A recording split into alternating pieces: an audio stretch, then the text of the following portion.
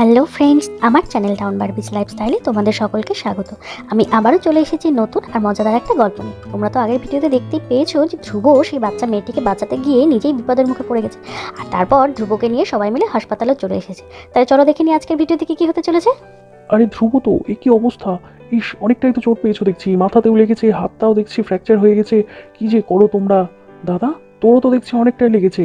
Police force নিয়ে যেতে পারিসনি? তাহলেই তো এত বিপদে পড়তে হতো না। ইস, নে নে, বস বস, রেস্ট নে। আরে না রে ভাই, আমার সেরকম কিছু হয়নি, আমি ঠিক আছি। আসলে একটা কেসে আমরা দুজনে মিলেই ফেসে গেছিলাম, বুঝলি তো। যাই হোক, শেষমেশ সেই কেসটা আমরা সলভ করতে পেরেছি। আর তুই একটু নীলকে দেখ না, ওরই মনে হয় অনেক বেশি লেগে গেছে। একটু রিপোর্টগুলো দেখ, দেখে একটু ভালো করে মেডিসিন টেডিসিন দে ওকে। হ্যাঁ হ্যাঁ, সে তো আমি দেখবোই, ওই জন্যই তো আমি তড়িঘড়ি করে আসলাম। আমি অপারেশন থিয়েটারে ছিলাম, কিন্তু সেখানে আমি শুনলাম যে তুই এসছিস আর তোর সাথে ধ্রুব ওনাকে আছে। তো ওই জন্য আমি তাড়াতাড়ি আসলাম। ঠিক আছে, দেখছি আমি ওর রিপোর্টগুলো। আচ্ছা দেখি, নার্স, ওনার রিপোর্টগুলো আমাকে দেখান। যা যা করতে বলেছিলাম টেস্ট সব কিছু করেছেন তো? আর এক্স রে রিপোর্টটা এখানে আছে তো? আর ওনার ড্রেসিংটা ভালো মতো করে দিয়েছেন নিশ্চয়ই? আবার কিন্তু কিছুক্ষণ পর করবেন। হ্যাঁ স্যার, আপনি যেগুলো যেগুলো টেস্ট করতে বলেছিলেন সেই সব কিছুই করা হয়েছে, আর এক্সরে রিপোর্টটাও কিন্তু চলে এসেছে। এই যে দেখুন, এখানেই আছে রিপোর্টগুলো। আর আমি কিন্তু ধ্রুব স্যারের ভালো মতো ড্রেসিং আর মাথায় কিন্তু 3টা স্টিচ পড়েছে, আমি সব কিছুই ভালোভাবে করেছি। এই নিন স্যার রিপোর্টগুলো দেখুন। হ্যাঁ হ্যাঁ, দিন দেখি, রিপোর্টটা দেখি। আচ্ছা, সব রিপোর্ট এমনি নর্মালি লাগছে, কিন্তু শুধুমাত্র একটু হাড়টা ক্র্যাক করে গেছে। সেই জন্য কিন্তু তোমাকে প্লাস্টারটা করেই রাখতে হবে। ধ্রুব, তোমার হাতের হাড়টা কিন্তু একটু ক্র্যাক করে গেছে, সেই জন্য প্লাস্টারটা কিন্তু তোমাকে কিছুদিন করে রাখতে হবে। প্লাস্টার করে রাখলেই তুমি ঠিক হয়ে যাবে, আর অপারেশনের দরকার নেই। আমি তো ভেবেছিলাম হয়তো তোমাকে অপারেশনই করতে হবে। আর মাথায় যে 3টা স্টিচ পড়েছে সেটা কিন্তু তোমাকে 7 দিন পর এসে কেটে যেতে হবে, তার কিন্তু তুমি একদম পুরোপুরি সুস্থ। শুধু এখন একটু তোমাকে রেস্টে থাকতে হবে। আচ্ছা শোন না দাদা, ধ্রুবর রিপোর্ট কিন্তু এমনি সব মোটামুটি ঠিকই আছে, শুধু তোর হাতের হাড়টা কিন্তু একটু ফ্র্যাকচার করে গেছে। তো সেটার জন্য ওকে প্লাস্টারটা করে থাকতে হবে। আমি ভেবেছিলাম হয়তো অপারেশন করতে হবে, যাই হোক, একদম করতে হবে না। ওকে প্লাস্টারটা করে রাখলেই কিন্তু ঠিক হয়ে যাবে। আর মাথায় যে 3টা স্টিচ পড়েছে সেটার জন্য কিন্তু 7 দিন পর এসে স্টিচটা কেটে যেতে হবে। আর এখন কিন্তু ফুল বেড রেস্ট। তুই কিন্তু ওকে একদম ছুটি দিয়ে দে। ছুটির অ্যাপ্লিকেশনটা তুই একটু করেই দে, কারণ ওকে কিন্তু যত বেড রেস্ট থাকবে তত ও ভালো মতো সুস্থ হয়ে যাবে। আর তোরও তো দেখছি অনেকটাই চোট লেগেছে, তুই ভালো মতো ড্রেসিং করেছিস তো? টিটেনাস নিয়েছিস তো? হ্যাঁ স্যার, আমি আকাশ স্যারকে ভালো মতো ব্যান্ডেজটা লাগিয়ে দিয়েছি, আর টিটেনাসও কিন্তু দিয়ে দিয়েছি আমি ওনাকে। আচ্ছা ঠিক আছে, আমি সব রিপোর্টগুলো তাহলে দেখে নিলাম। আচ্ছা নার্স, আপনি কিন্তু মেডিসিনগুলো ওকে একদম টাইমলি দেবেন। হ্যাঁ, আমি কিন্তু এখানে লিখে দিয়েছি, সেই মেডিসিনগুলোই কিন্তু এখন ওর পড়বে। আর ওনাকে কিন্তু একদম ঠিকঠাকভাবে খেয়াল রাখবেন, স্যালাইনটা শেষ হয়ে গেলে কিন্তু দেখবেন। হ্যাঁ, আর তুমি তুমি কেমন আছো? তুমি ঠিক আছো তো? তোমার কোথাও ব্যথা লাগেনি তো? নার্স আন্টিকে বলেছো তো? তাহলে মেডিসিন দিয়ে একদম ঠিক হয়ে যাবে। না না, আমার কিচ্ছু হয়নি, আমার কোথাও ব্যথা লাগেনি, আমি একদম ঠিক আছি। আমাকে তো ওই আঙ্কেলগুলো বাঁচিয়ে নিয়েছে, ওই আঙ্কেলগুলো আমার কিচ্ছু হতে দেয়নি। ওই আঙ্কেলগুলোকে না ওই দুষ্টু লোকগুলো অনেক মেরেছে। ও আমাকে তো বাঁচাতে গেছিল, কিন্তু ওই দুষ্টু লোকগুলো আঙ্কেলকে খুব মেরেছে, আমি কিচ্ছু করতে পারলাম না। ডাক্তারবাবু, তুমি কিন্তু ওই আঙ্কেলটাকে ভালো করে দিও, ওই আঙ্কেলটা খুব ভালো। হ্যাঁ অবশ্যই, আমি তো এখানে সবার ট্রিটমেন্ট করে সবাইকে সুস্থই করে তুলি মামুনি। আর তোমার আঙ্কেলকে আমি খুব তাড়াতাড়ি সুস্থ করে তুলবো। এই যে আমি আসলাম, মেডিসিন লিখে দিলাম, মেডিসিন খেলেই ঠিক হয়ে যাবে। আচ্ছা, তোমার নামটা তো আমার জানা হলো না। ও, আমার নাম? তাই তো, আমার নামটা তো তোমাদেরকে বলাই হয়নি।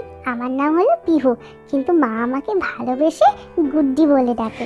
গুড্ডি? এই গুড্ডি, কোথায় মা? তুই কেমন আছিস মা? তোর কিছু হয়নি তো? আমার সোনা মাটা, তোকে ছেড়ে আমরা কি করে ছিলাম তুই জানিস?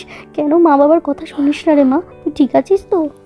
না মা, আমি তোমাদের ছেড়ে কোথাও যাইনি, আমারও তোমাদের জন্য খুব কষ্ট হচ্ছিল, কিন্তু আমি তো বাইরে খেলছিলাম, তখনই ওই আঙ্কেলগুলো না আমাকে ধরে নিয়ে চলে গেছিলো, আর ওখানে গিয়ে না আমাকে অজ্ঞান করে দিয়েছিল, আমার কিচ্ছু মনে নেই।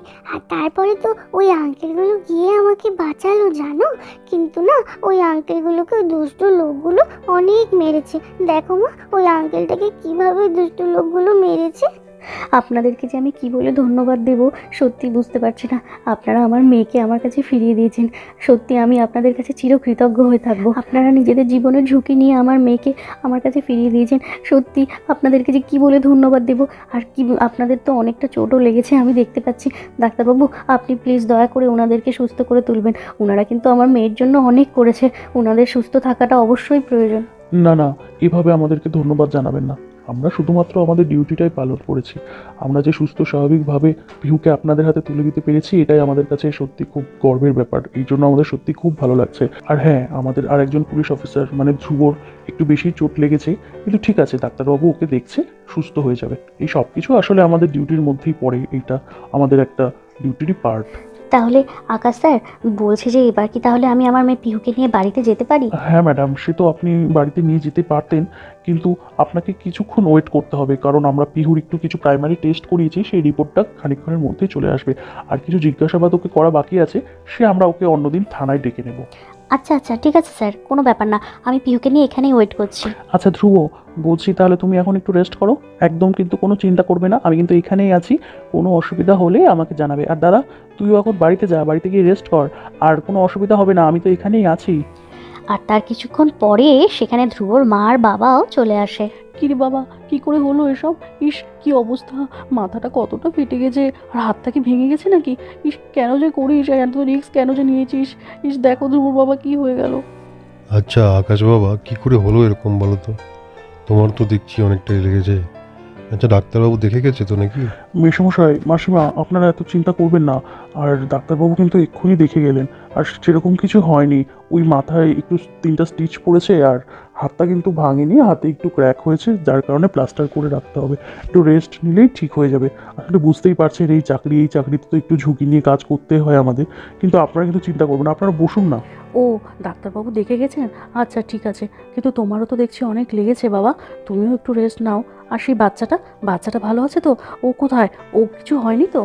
উহ মা, তোমরা এত চিন্তা করো না তো, আমরা একদম ঠিক আছি, আমাদের কিচ্ছু হয়নি। আর হ্যাঁ, বাচ্চা মেয়েটাকে আমরা একদম ঠিকঠাকভাবে ফিরিয়ে আনতে পেরেছি। ওই যে ওখানে বসে আছে, ওর মা এসেছে, ওর মায়ের কাছে আমরা ওকে তুলে দিতে পেরেছি, ওর কিচ্ছু হয়নি। ও আচ্ছা আচ্ছা, তুমি বুঝি সেই না? ঠিক আছে ঠিক আছে, সাবধানে থাকো মা, বাচ্চা মেয়ে, কি একটা বড় বিপদ হয়ে যেত। কিছু হয়নি তোমার? এই রোগ হ্যাঁ, এই সব কিছু আসলে ধ্রুব স্যার আর আকাশ স্যারের জন্যই সম্ভব হয়েছে। ওনারা আমার মেয়েকে সুস্থভাবে আমার কাছে ফিরিয়ে দিয়েছেন। ওনারা না থাকলে যে কি হতো, ওনাদের ঋণ আমি কখনো ভুলবো না। আর তার বেশ কিছুক্ষণ পরে সেখানে নেহা আর বর্ষাও ধ্রুব আর আকাশের সাথে দেখা করতে চলে আসে হাসপাতালে। এ কি ধ্রুব, এ কি অবস্থা হলো তোমার? ইস, মাথাটা তো ফেটে গেছে দেখছি, আর হাতটাও কি ভেঙে গেল? হে ভগবান, কি অবস্থা হয়েছে দেখেছো? আর তোমারও তো দেখছি লেগেছে। কি গো, তুমি ঠিক আছো তো? ইস, কি যে করো না তোমরা, সত্যি। আরে বাবা, আমার কিচ্ছু হয়নি, আমি একদম ঠিক আছি। এই ধ্রুবই আসলে একটু বেশি চোট লেগে গেল, ওর জন্য ও সত্যি খুব খারাপ লাগছে। আরে স্যার, এভাবে বলবেন না, আমি একদম ঠিক আছি, আমার তো কিছু হয়নি, হাতটা তো ভাঙেনি, সামান্য একটু ক্র্যাক এসছে। আর আমরা তো দুজন মিলেই কেসটা সলভ করতে গেলাম স্যার, এই দুজনে মিলেই একটা মিশনে গেছি, সেখান থেকে আমরা বাচ্চাটাকে বাঁচাতে পেরেছি, এটাই বিশাল। আর হ্যাঁ, আর একজন তান্ত্রিক কিন্তু পালিয়ে গেছে, তাকেও ধরতে হবে আমাদের। আচ্ছা দাদা, তোরা যে কাজে গেছিলি, সেই বাচ্চা মেয়েটাকে যে বাচ্চাতে গেছিলি, সেই বাচ্চা মেয়েটা ভালো আছে তো? ওর কোথাও লাগেনি তো? হ্যাঁ, বাচ্চাটাকে নিয়ে এসেছি তো, ওই যে দেখ না, ও ওর মায়ের কাছে বসে আছে।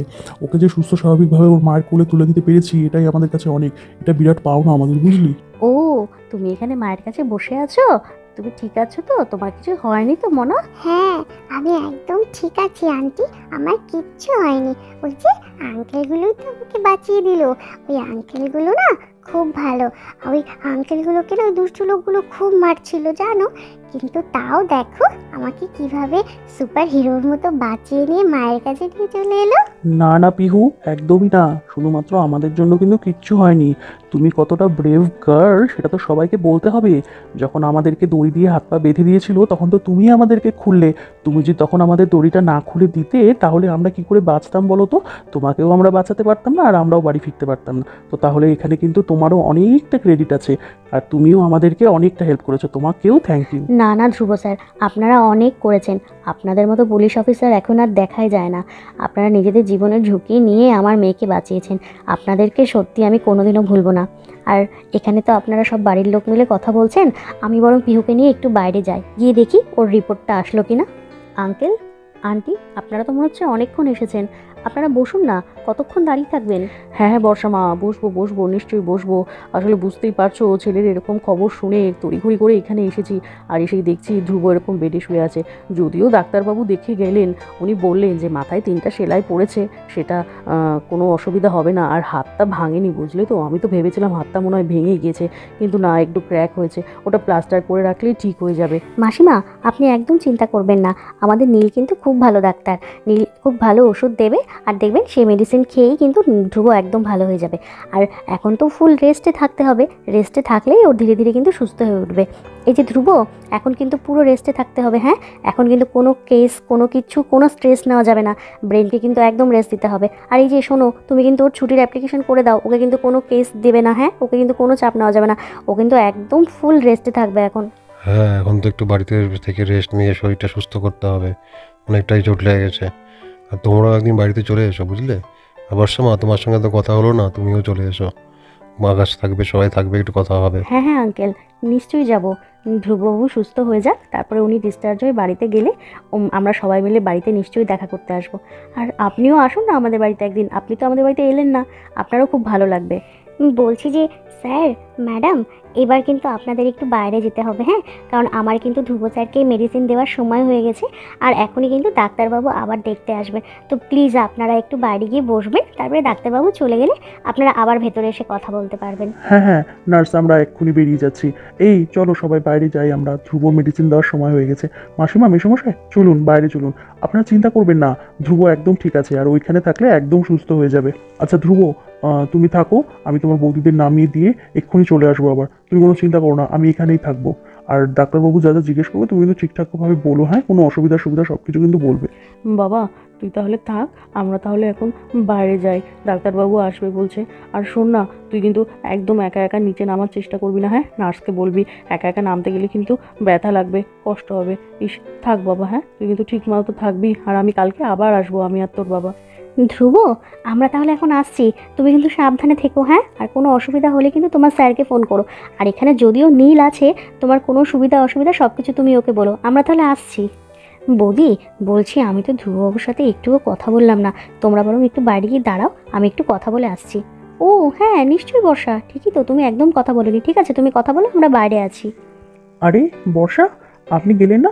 বৌদি, দাদা, ওরা তো সবাই চলে গেল।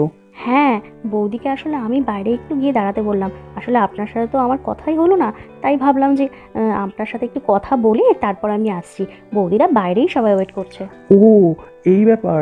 আর না না না, আপনি আমার সাথে কথা বলেননি সেটার জন্য আমার কিছুই ভাবিনি। আপনি দেখতে এসেছেন, এটা দেখে সত্যি খুব ভালো লাগছে আমার। আর আমার এমন কিছু হয়নি, আমি একদম ঠিক আছি, একটু কয়েকদিন রেস্টে থাকলেই ঠিক হয়ে যাব।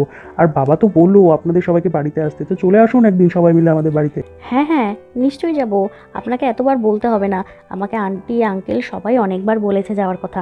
আপনি বাড়িতে যান, তারপরে সুস্থ হয়ে যান তাড়াতাড়ি, আমরা নিশ্চয়ই সবাই মিলে আসবো একদিন আপনাদের বাড়িতে।